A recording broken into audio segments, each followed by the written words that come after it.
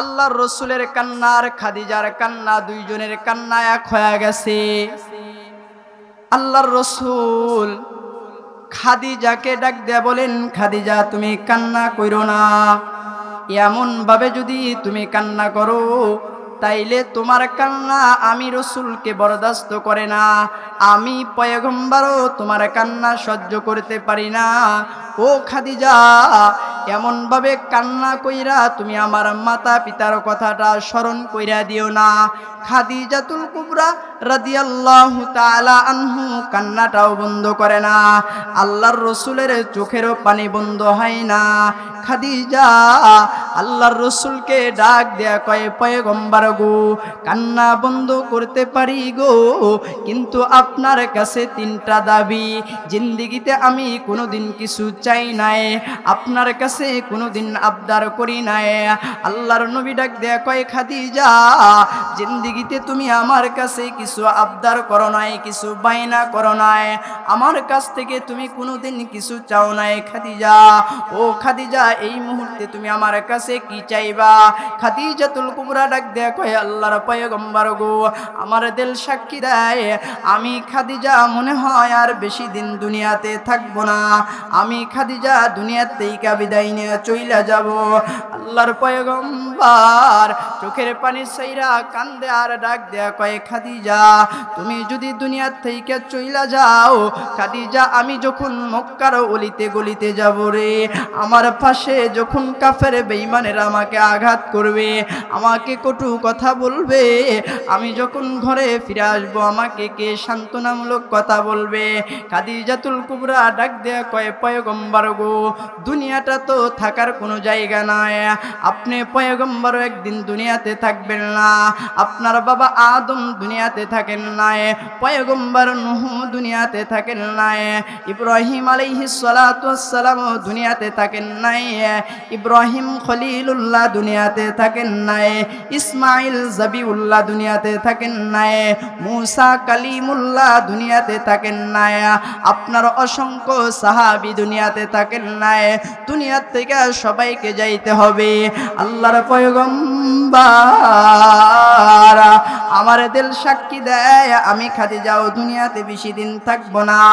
আল্লাহর পয়গম্বর বিশ্বনবী জনাবে মুহাম্মদুর রাসূলুল্লাহ সাল্লাল্লাহু আলাইহি সাল্লাম ডাক দেয়া কয়, খাদিজা রে, তুমি যদি দুনিয়া থেকে চইলা যাও খাদিজা, এই মুহূর্তে আমার পাশে কেউ দাঁড়াবে না।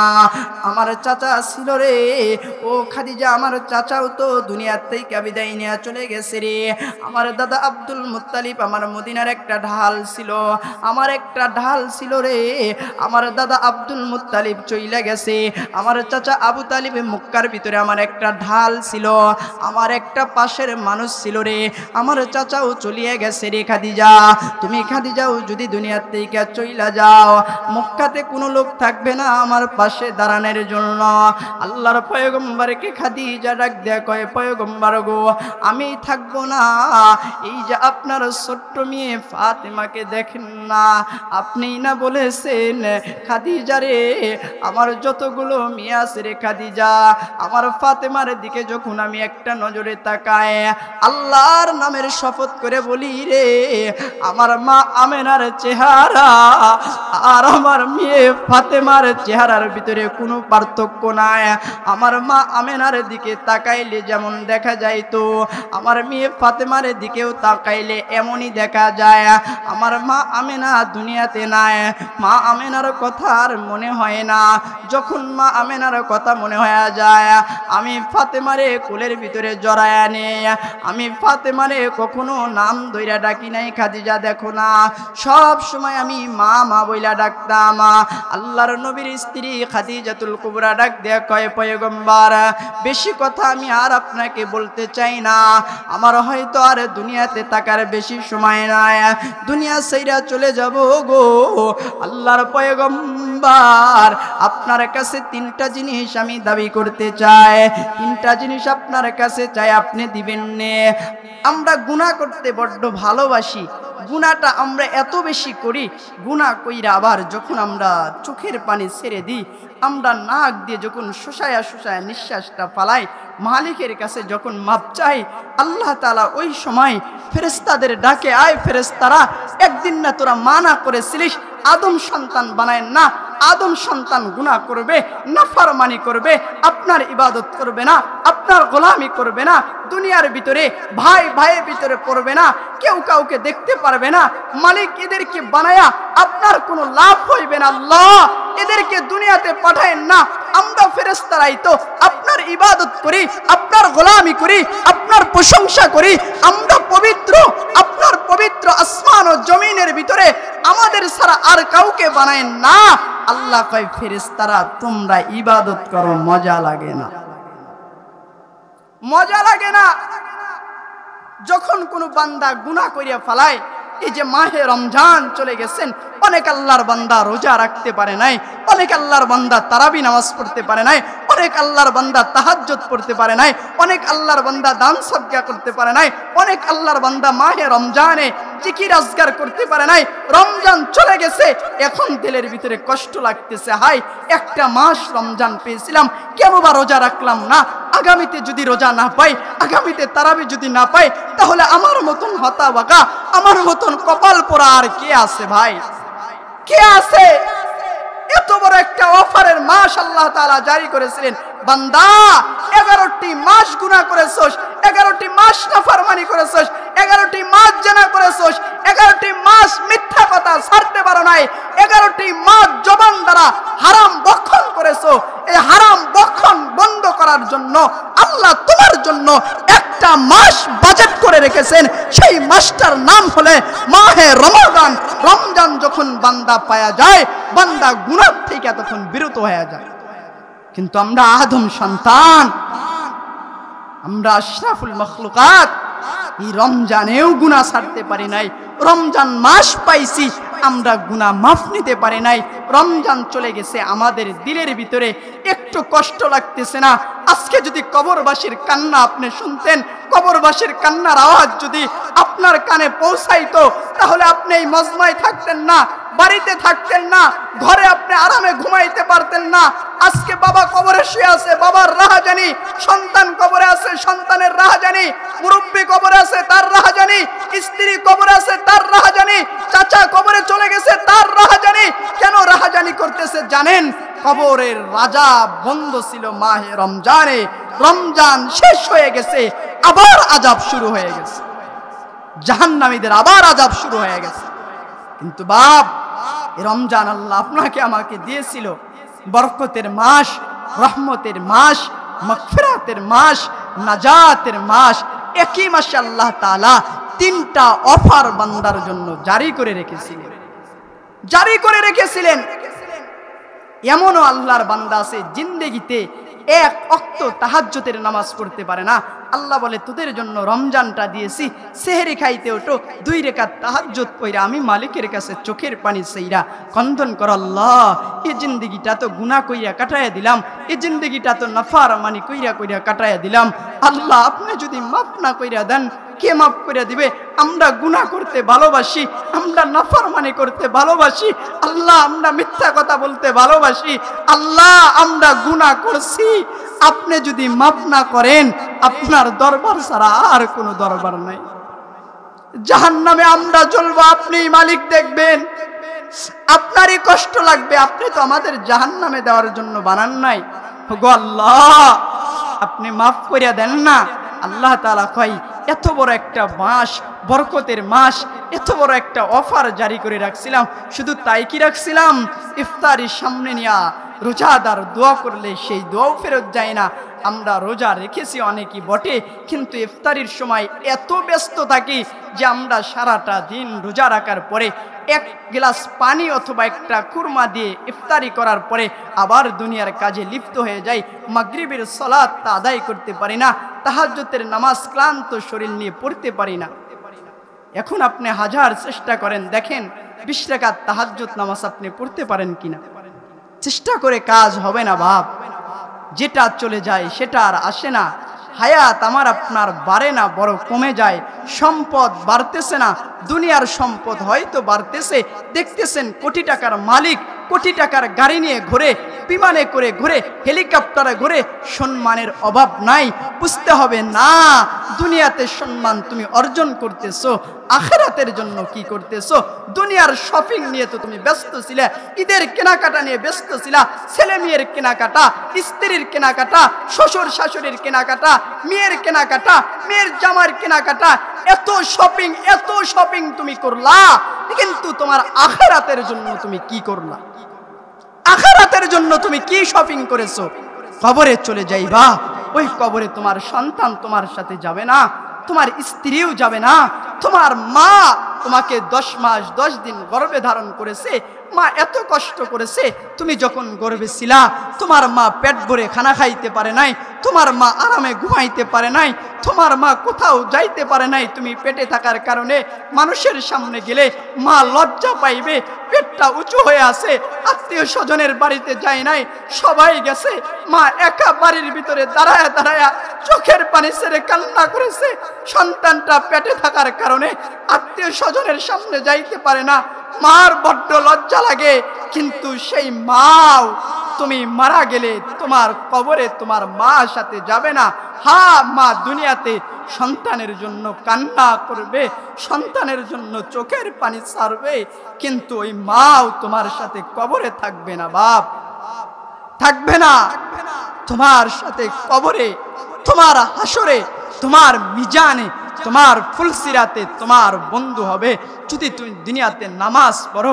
আল্লাহ তাআলা হাসরের ময়দানে সর্বপ্রথম বান্দাকে ডাক দিয়া বলবেন, বান্দা দুনিয়াতে নামাজ পড়েছিলা? আল্লাহ তাআলা বলবে না সর্বপ্রথম, বান্দা একটা মাস রোজা ফরজ করেছিলাম, রাখছিলি কিনা?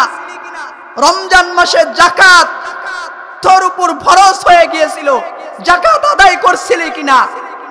আল্লাহ তাআলা এটা বলবে না। আল্লাহ বলবে না হজ করেছিলা কিনা, উমরা করেছিলা কিনা, গরিব অসহায়কে খাইতে দিয়েছিলা কিনা, এটা বলবে না। আল্লাহ তাআলা সর্বপ্রথম বলবেন হাসরের ময়দানে। আল্লাহ রাসূল বলেন সর্বপ্রথম আল্লাহ তাআলা হাসরের ময়দানে বান্দার থেকে নামাজের হিসাব নেবে। নামাজ ঠিক আছে, বান্দা সব ঠিক, নামাজ নাই, কোনো আমলই তোমার নাই, নামাজ তোমার পরিপূর্ণ হয়ে গেছে, তোমার সব আমল হয়ে গেছে, নামাজই তোমাকে গুনাহ থেকে হেফাজত করবে, নামাজ তোমাকে জান্নাত পর্যন্ত পৌঁছায়া দিবে। এই জন্য বাপ তোমাদের পায়ে হাত দিয়ে বলি, এখনো যারা মুরব্বী হয়ে গেছো, এখন বয়স হয়ে গেছো, তোমার কিন্তু নোটিশ এসে গেছে, তোমার জন্য অরেন হয়ে যাবে। কখনো অরেন হয়ে যাবে, একের পর এক নোটিশ আসতেছে। কি নোটিশ আসতেছে? এই তো যুবক ছিলা, যুবক থাকা অবস্থায় তুমি দেখেছো তোমার দাদা চলে গেছে, এটা তোমার নোটিশ। যুবক থাকা অবস্থায় তুমি দেখেছো তোমার দাদি চলে গেছে, এটা তোমার নোটিশ। তোমার নানা চলে গেছে, তোমার চাচা চলে গেছে, তারপরে দেখতেছো ধীরে ধীরে ধীরে ধীরে তুমি যুবক হয়ে গেছো, নওজোয়ান তরতরা যুবক হয়ে গেছো। মাঝে মধ্যে তোমাকে আল্লাহ তাআলা SMS দেয়, মেসেজ দেয়, তোমাকে নোটিশ দেয়। কি নোটিশ? তোমার কতগুলো দাড়ির ভিতরে একটা দাড়ি পেকে গেছে। তুমি আয়নার সামনে দাঁড়াও, দাঁড়ানোর পরে দেখো একটা দাড়ি পেকে গেছে, তুমি দাড়িটা টান দিয়ে উইটা ফালাও, আল্লাহ তাআলা তারপরে আরো 2টা দাড়ি পাকায়া দেয়, 2টা উঠায় ফালাও, তারপরে 5টা দাড়ি পেকে যায়, মাথার চুল 2-4টা করে পেকে যায়, চোখের জ্যোতি ধীরে ধীরে কমে যায়। আল্লাহ তাআলা এই নোটিশগুলো বারবার দেয় আর বুঝায়, বান্দা আর বেশি দিন দুনিয়াতে থাকতে পারবা না, আর বেশি দিন থাকতে পারবা না। দুনিয়ার শপিং নিয়ে ব্যস্ত, দুনিয়ার ঈদের আনন্দ ব্যস্ত। রমজান মাস চলে গেছে, ঈদ উল ফিতরের আনন্দ নিয়ে তুমি উল্লাস করেছো, আবার 2.5 মাস পরে রমজান চলে গেল। রমজান পালন করার পরে আবার তুমি কুরবানির ঈদ নিয়ে ব্যস্ত হয়ে থাকবা, তুমি পশু ক্রয় করার জন্য ব্যস্ত হয়ে যাইবা। একটা পশু ক্রয় করতে গিয়ে তুমি 1 ওয়াক্ত 2 ওয়াক্ত ফরজ নামাজও কাইজা করে ফেলাই। আপনার জন্য কি কোরবানি ফরজ? বলেন বলেন বাজান, কষ্ট লাগতেছে আপনাদের? আমি কষ্ট দিতেছি? কথা খারাপ লাগতেছে? আপনার জন্য কোরবানি ফরজ না, কোরবানি আপনার জন্য ফরজ হয় নাই। নামাজ আপনার জন্য ফরজ, আপনার সন্তানের জন্য নামাজ ফরজ, স্ত্রীর জন্য নামাজ ফরজ। কিন্তু এই নামাজ আমি বাদ দিয়ে আমি যে সমস্ত নফল ওয়াজিব সুন্নত এগুলো নিয়ে দৌড়াদৌড়ি করতেছি। আগে আপনি ফরজ ভিত্তিটা ঠিক করেন। এই যে পাশেই বিল্ডিং করছে মাদ্রাসার, যদি ভিত্তি স্থাপনটা ঠিক থাকে তাইলে সেই মাদ্রাসার এই ভিত্তির উপরে আরো তালা উঠাইতে পারবে। আর ভিত্তি স্থাপন যদি ঠিক না হয় এর উপরে কিন্তু আর তালা উঠাইতে পারবে না। যদি উঠায় তাহলে এটা রিস্ক হয়ে যাবে, জীবনের কোনো নিরাপত্তা থাকবে না। আপনার জীবনে এক ওয়াক্ত নামাজ নাই, হজ করেন, উমরা করেন, দান করেন, এটারও কোনো নিরাপত্তা থাকবে না, এটারও কোনো নিরাপত্তা থাকবে না। কি করতেছেন? কথাটা হয়তো বেশি হয়ে যাইতেছে, কষ্ট লাগতেছেন। খলিফাতুল মুসলিমিন আল্লাহর রাসূল যাকে বলেছেন খলিফায়ে রাসূল হযরতে ওমর ফারুক রাদিয়াল্লাহু তাআলা আনহু, তিনি ঈদের দিন ঘরের দরজাটা লাগায়া তিনি কান্না করতেন। আমরা তো কান্না দূরের কথা, আমাদের কাপড় চোপড়ে যদি একটু ময়লা লাগে ওইটা খুইলা আরেকটা বাইর করিয়া ঈদগাহ মাঠে চইলা যায়, আবার ঈদগাহ থেকে এসে আরেকটা পড়ি। বন্ধু বান্ধবের সাথে সেলফি ওঠার জন্য, ঈদের দিন ঘোরার জন্য, আত্মীয় স্বজনে বাড়ির জন্য যাওয়ার জন্য পরেশানি হয়ে যায়। তো খলিফাতুল মুসলিমিন হযরতে ওমর তিনি ঘরের দরজাটা লাগায়া দিয়া কান্না করতেছেন। একজন সাহাবী দৌড়ায় আসছেন, খলিফাতুল মুসলিমিন হযরতে ওমর, তিনি মদিনার খলিফা, রাষ্ট্রপতি। হযরতে ওমরের দরজায় এসে ঘরের দরজায় হযরতে ওমরকে ডাক দিতেছেন, খলিফাতুল মুসলিমিন ঈদগাহে যাবেন না, ঈদের নামাজের ইমামতি করবেন না?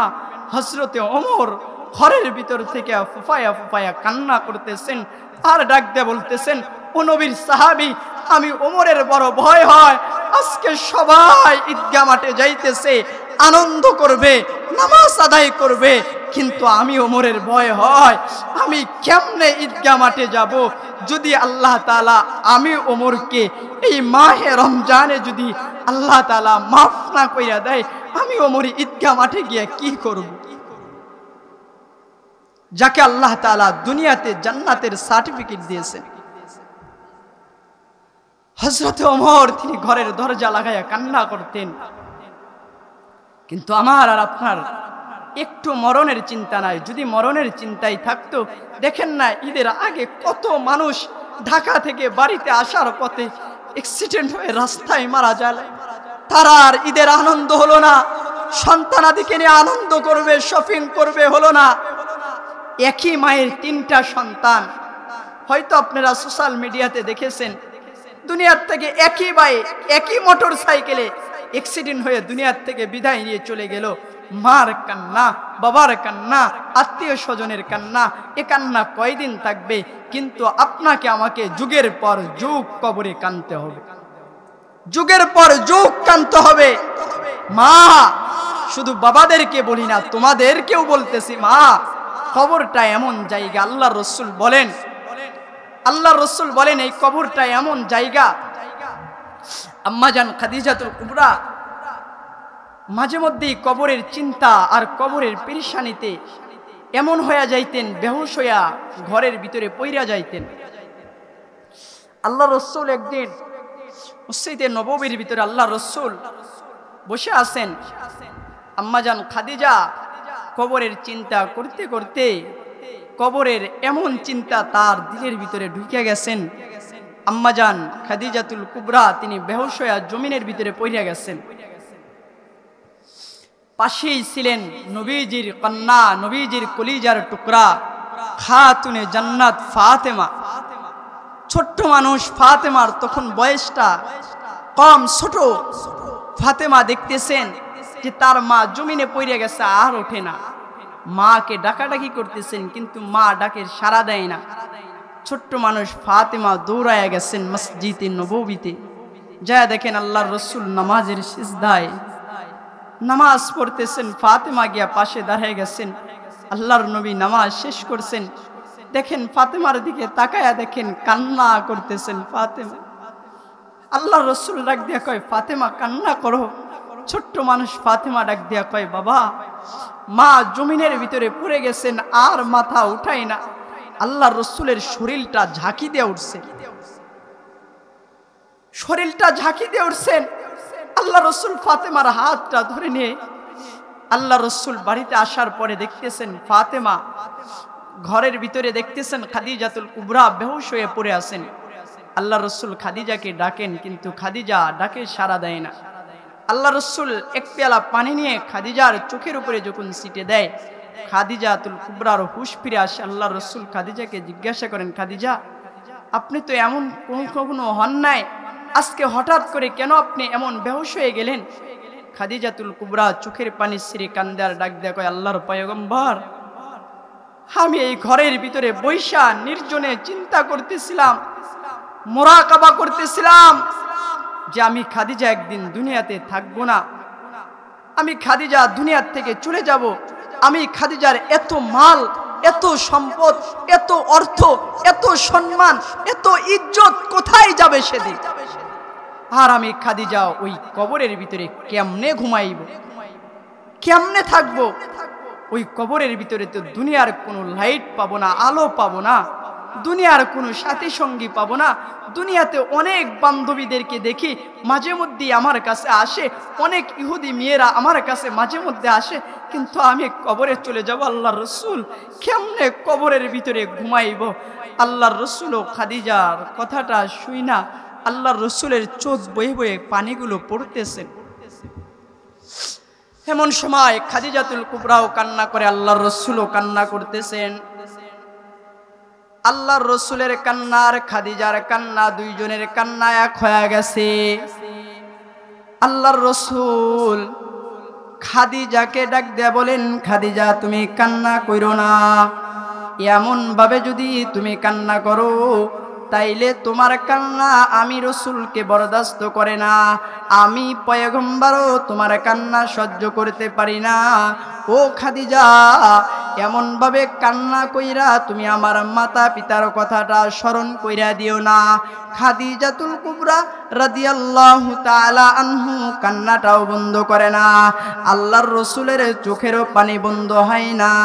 খাদিজা আল্লাহর রসুলকে ডাক দেয়া কয়, পয়গম্বর গো, কান্না বন্ধ করতে পারি গো, কিন্তু আপনার কাছে তিনটা দাবি। জিন্দেগিতে আমি কোনোদিন কিছু চাই নাই, আপনার কাছে কোনোদিন আবদার করি নাই। আল্লাহর নবী ডাক দেয়া কয়, খাদিজা, জিন্দেগিতে তুমি আমার কাছে কিছু আবদার করো নাই, কিছু বায়না করো নাই, আমার কাছ থেকে তুমি কোনোদিন কিছু চাও নাই। খাদিজা, ও খাদিজা, এই মুহূর্তে তুমি আমার কাছে কি চাইবা?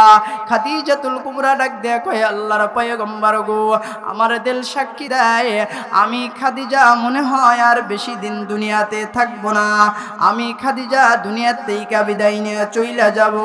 আল্লাহর পয়গম্বর চোখের পানি ছাইরা কান্দে আর ডাক দেয়া কয়, খাদিজা, তুমি যদি দুনিয়ার থেকে চইলা যাও, খাদিজা, আমি যখন মক্কার অলিতে গলিতে যাব রে, আমার পাশে যখন কাফের বেঈমানেরা আমাকে আঘাত করবে, আমাকে কটু কথা বলবে, আমি যখন ঘরে ফিরে আসবো, আমাকে কে সান্ত্বনামূলক কথা বলবে? খাদিজাতুল কুবরা ডাক দেয়া কয়, পয়গম্বর গো, দুনিয়াটা তো থাকার কোনো জায়গা নাই, আপনি পয়গম্বর একদিন দুনিয়াতে থাকবেন না, আপনার বাবা আদম দুনিয়াতে থাকেন নাই, পয়গম্বর নূহ দুনিয়াতে থাকেন নাই, ইব্রাহিম আলাইহিস সালাতু ওয়াস সালাম দুনিয়াতে থাকেন নাই, ইব্রাহিম খলিলুল্লাহ দুনিয়াতে থাকেন নাই, ইসমাইল জাবিউল্লাহ দুনিয়াতে থাকেন নাই, মুসা কালিমুল্লাহ দুনিয়াতে থাকেন নাই, আপনার অসংখ্য সাহাবী দুনিয়াতে থাকেন নাই, দুনিয়া থেকে সবাইকে যাইতে হবে। আল্লাহর পয়গম্বর আমার দিল সাক্ষী দেয়, আমি খাদিজাও দুনিয়াতে বেশি দিন থাকবো না। আল্লাহর পয়গম্বর বিশ্বনবী জনাবে মুহাম্মদুর রাসূলুল্লাহ সাল্লাল্লাহু আলাইহি সাল্লাম ডাক দেয়া কয়, খাদিজা রে, তুমি যদি দুনিয়া থেকে চইলা যাও, খাদিজা, এই মুহূর্তে আমার পাশে কেউ দাঁড়াবে না। আমার চাচা ছিল রে, ও খাদিজা, আমার চাচাও তো দুনিয়া থেকে বিদায় নিয়ে চলে গেছে রে। আমার দাদা আব্দুল মুত্তালিব আমার মদিনার একটা ঢাল ছিল, আমার একটা ঢাল ছিল রে, আমার দাদা আব্দুল মুত্তালিব চইলা গেছে। আমার চাচা আবু তালিব মক্কার ভিতরে আমার একটা ঢাল ছিল, আমার একটা পাশের মানুষ ছিল রে, আমার আমার চাচাও চলিয়ে গেছে রে খাদিজা, তুমি খাদিজাও যদি দুনিয়ার থেকে চইলা যাও, মক্কাতে কোনো লোক থাকবে না আমার পাশে দাঁড়ানোর জন্য।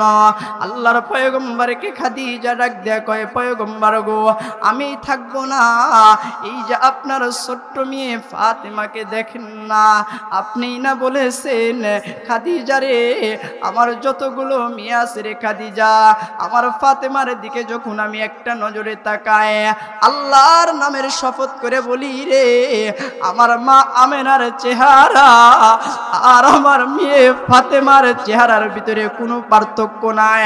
আমার মা আমেনার দিকে তাকাইলে যেমন দেখা যায়, তো আমার মেয়ে ফাতেমার দিকেও তাকাইলে এমনই দেখা যায়। আমার মা আমেনা দুনিয়াতে নাই, মা আমেনার কথা আর মনে হয় না। যখন মা আমেনার কথা মনে হয়ে যায়, আমি ফাতেমারে কোলের ভিতরে জড়ায় আনে। আমি ফাতেমারে কখনো নাম ধইরা ডাকি নাই খাদিজা, দেখো না সব সময় আমি মা মা বইলা ডাকতাম।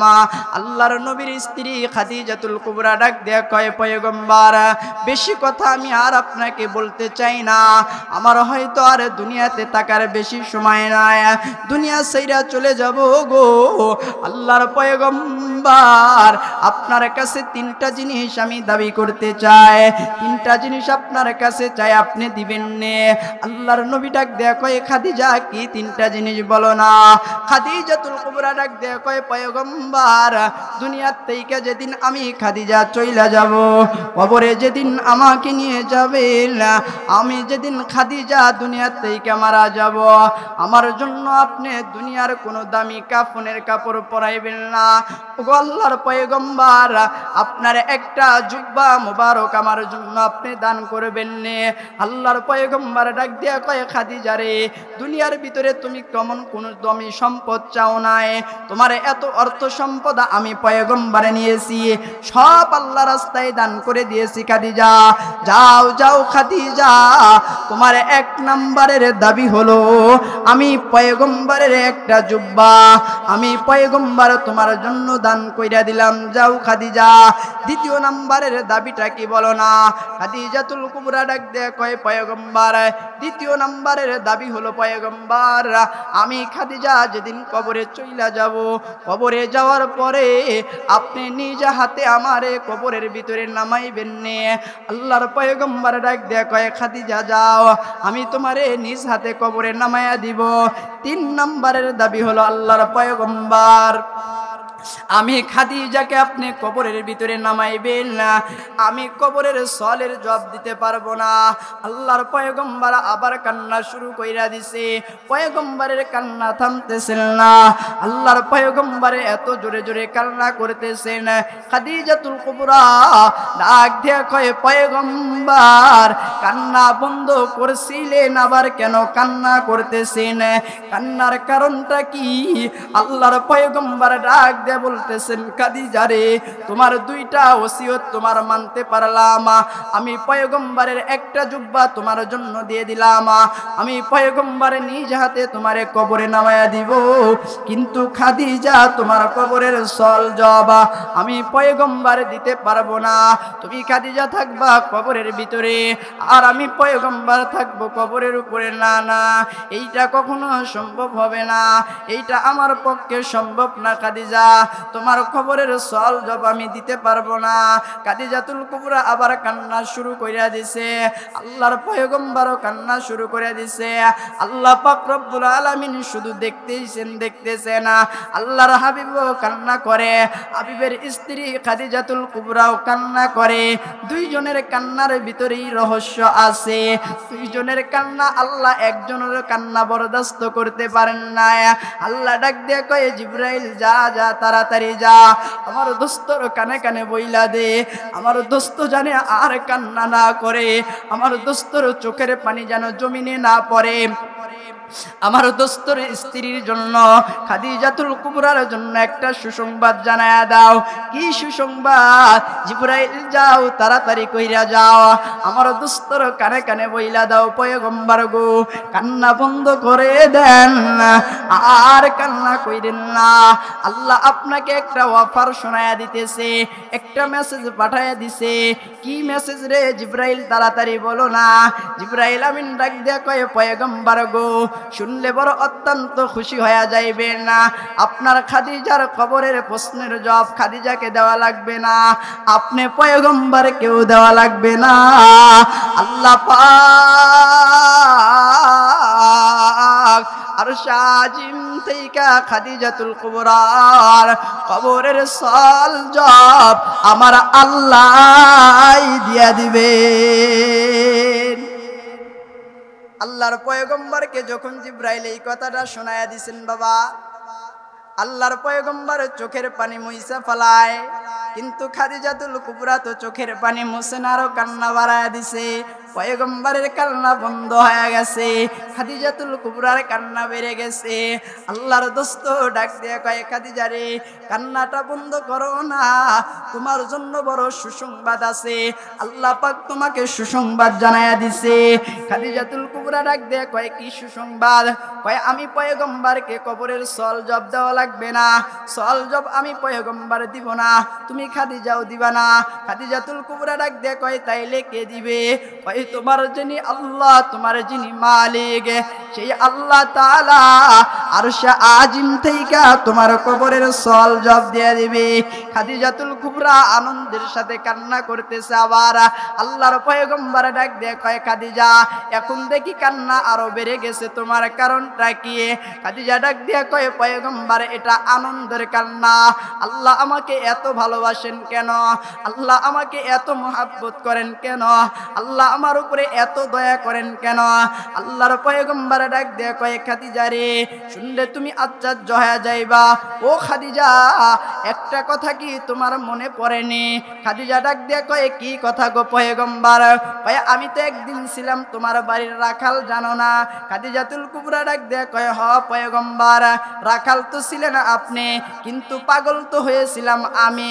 শুধু আপনি রাখাল ছিলেন না, আপনি যে এমন একটা বরকতের মানুষ ছিলেন, আমার বাড়ির যে রাখাল ছিল আর রাখালদের দিকে তাকাইতাম, আর আপনার দিকে আমি বারবার বারবার তাকাইতাম। কেন তাকাইতাম জানেননি গো পয়গম্বর? আপনি যেদিন আমার বাড়ির রাখাল, ওই দিন থেকে আমি খাদিজা আপনার জন্য পাগল। এত পাগল কেন হয়েছিলাম খাদিজা? খাদিজাতুল কুবরা ডাক দিয়ে কয়, পয়গম্বর এত পাগল কেন আপনার জন্য আমি হইলাম? আপনার চেহারার দিকে যখন আমি তাকাইতাম, দেখতাম চেহারার ভিতর থেকে একটা নূর আসতো। শুধু নূর আসতো না গো পয়গম্বর, আপনি যখন দুনিয়ার জমিনে চলাচল করতেন, আপনার মাথায় এক খণ্ড মেঘ ছায়া দান করতো। শুধু তাই নয়, আল্লাহর নবী গো আপনি যখন মরুভূমিতে যাইতেন, একটা বকরি কোনো দিকে দৌড়াদৌড়ি করতো না, লাফালাফি করতো না, সিটাসিটি করতো না। আমি আপনার এই মুজিজাগুলো দেইখা পাগল হয়েছিলাম। আল্লাহর নবী ডাক দিয়ে কয়, খাদিজা আর কি মুজিজা দেখেছিলা? আল্লাহর নবীর বিবি খাদিজা ডাক দিয়ে কয়, পয়গম্বর অনেক মুজিজা দেখেছি, অনেক মুজিজা দেখেছি, যা বলে কোনোদিন শেষ করা যাবে না। আল্লাহর নবী ডাক দিয়ে কয়, খাদিজা এই জন্য আল্লাহ তোমার উপরে খুশি হয় নাই। ও খাদিজা এই মক্কার ভিতরে তোমার চাইতে কেউ আর ধনী ব্যক্তি ছিল না, তুমি হলে মক্কার ভিতরে সবচাইতে ধনাঢ্য ব্যক্তি। ওই জামানার ভিতরে আবু জাহেল উতবা সাহেবার থেকে সবচাইতে ধনাঢ্যবান ব্যক্তি ছিলেন আম্মাজান খাদিজাতুল কুবরা। আম্মাজান খাদিজাতুল কুবরার ধন সম্পদ গুলা নিয়ে কাফের বেঈমানেরা ব্যবসা করত। আম্মাজান খাদিজা যেদিন ইসলাম গ্রহণ করেছে, ইসলাম গ্রহণ করার সাথে সাথে আম্মাজান খাদিজা তার মাল সম্পদ গুলো সব আল্লাহ রাস্তায় দান করে দিয়েছে। আল্লাহর নবী ডাক দেয়া কয়, খাদিজা ইসলাম গ্রহণ করলা, আমি তোমার স্বামী হয়ে গেলাম। হওয়ার পরে তোমাকে মক্কার লোকেরা ঠাট্টা করে, তোমার বিরুদ্ধে কথা বলে, আমার বিরুদ্ধে কথা বলে, মনে আসেনি? খাদিজাতুল কুবরা ডাক দেয়া কয়, পয়গম্বর অবশ্যই মনে আছে। শুধু ঠাট্টা আর বিপদ করে নাই, অনেকজনই আপনাকে লজ্জাজনক কথা বলেছে, আপনাকে অপমান অপদস্থ করেছে। আল্লাহর নবী ডাক দেয়া কয়, খাদিজা রে, ওই সময় তুমি কি কথা বলছিলা মনে আছে? কয়, ওই সময় আমি মক্কার সব লিডারদেরকে দাওয়াত দিয়া, মক্কার সব জনগণদেরকে দাওয়াত দিয়া, আমার বাড়িতে আমি বড় একটা মজমা সাজায়া সবাইকে খাওয়াইছিলাম আর ডাক দিয়ে বলছিলাম, মক্কার মানুষেরা, আমি এই আব্দুল্লাহর বেটা মুহাম্মাদুর রাসূলুল্লাহ তাকে স্বামী হিসাবে গ্রহণ করেছি, এতে কি তোমাদের কারো আপত্তি আসেনি? মক্কার কোনো লোকজন কোনো কথা বলে না, ডাক দিয়ে কয়, না খাদিজা, আমাদের কোনো আপত্তি নাই, আপনি নিজেই যেহেতু বিবাহ করেছেন, আপনার ভালো লেগেছে, আপনি বিবাহ করেছেন। আল্লাহর নবী ডাক দেয়া কয়, খাদিজা আর কি বলেছিলা? কয়, ওই সময় আমি যখন মক্কার লিডারদের সামনে দাঁড়ায়, আমি সবাইকে সাক্ষী রাইখা আমার মাল সম্পদগুলো আপনার জন্য বহল করে দিয়েছিলাম, আপনার জন্য দান করে দিয়েছিলাম। আপনি সমস্ত মাল সম্পদের মালিক, আপনি সেই মালের গুণের মালিক, আপনি ভেড়া বকরির মালিক, আপনি টাকা পয়সার মালিক, আপনি আমি খাদিজার মালিক। আজ থেকে মক্কার কোনো লোক কোনো কথা বলতে পারবে না। আম্মাজান খাদিজা এত অর্থ আর এত সম্পদ আল্লাহ রাস্তায় দান করার কারণে, আর আম্মাজান খাদিজাতুল কুবরার ঈমানের কারণে আল্লাহ পাক রব্বুল আলামিন খাদিজাকে দুনিয়াতে সালাম জানাইছেন। দুনিয়ার ভিতরে আল্লাহ তাআলা 5 জন মহিলাকে সালাম দিয়েছেন, তার ভিতরে 1 নাম্বার হলেন আম্মাজান খাদিজাতুল কুবরা, দ্বিতীয় নম্বরে হলেন ফিরাউনের বিবি আসিয়া, তৃতীয় নম্বরে হলেন মুসা নবীর মা মরিয়ম, তৃতীয় নম্বরে হলেন মরিয়ম। আর আল্লাহর নবী আরেকজন মহিলাকে সালাম জানাইছিলেন, তিনি হলেন আল্লাহর নবীজির কলিজার টুকরা খাতুনে জান্নাত ফাতেমা। আরেকজন মহিলাকে আল্লাহ তাআলা সালাম জানাইছেন। এই 5 জন মহিলাকে দুনিয়াতে আল্লাহ সালাম জানাইছেন। তার ভিতরে আম্মাজান খাদিজার কথা বেশি আসছেন। কেন এত বেশি আসছেন বাবা? যেহেতু মহিলা মাদ্রাসার মাহফিল, মা যদি ভালো হয় সন্তান ভালো হবে, মা যদি ভালো না হয় সন্তান ভালো হবে না। গাছ ভালো ফল ভালো, জমিন ভালো জমিনের ফসল ভালো, জমিন যদি ভালো না হয় ফসল ভালো হবে না, গাছ যদি ভালো না হয় গাছের ফল ভালো হবে না। এই যে আজকে মহিলা মাদ্রাসা, এইটা একটা কারখানা। মাদের পেট হলে স্বর্ণের খনি, স্বর্ণের দাম কখনো কমে না। কথা বলেন ঠিক না বেঠিক? স্বর্ণের দাম কি কখনো কমে? এটা যদি 1000 বছর মাটিতে থাকে তবুও কিন্তু স্বর্ণের দাম কমে না। একটা মহিলা মাদ্রাসার ছাত্রী যখন কোনো স্বামীর ঘরে চলে যাবে, স্বামীটা নামাজ পড়ে না, ডাকতে বলবেন, স্বামী তুমি তো নামাজ পড়ো না, যাও ফজরের নামাজটা মসজিদে গিয়ে আদায় করো, স্বামী ইশার নামাজটা মসজিদে গিয়ে আদায় করো, স্বামী গো জোহরের নামাজটা মসজিদে গিয়ে আদায় করো, রোজগার একটু কম হোক কিন্তু তুমি 5 ওয়াক্ত নামাজ পড়ো। কিন্তু যখন স্কুল কলেজ ভার্সিটির একটা মেয়ে আপনার স্ত্রী হবে, তখন কিন্তু নামাজের কথা বলবে না, ডাকতে বলবে, স্বামী এই মাসে কোথায় ট্যুরে যাওয়া যায় একটু হিসাব করো না, চলো যাই কক্সবাজার যায়, চলো যাই সিলেটে যায়, চলো যাই ফ্যান্টাসিতে যায়, চলো যাই রমনা পার্কে যায়, বিভিন্ন জায়গায় জায়গায় যাবে। স্বামীও গুনাহ করবে, স্ত্রীকে দিয়েও করাবে। কথা ঠিক না বেঠিক?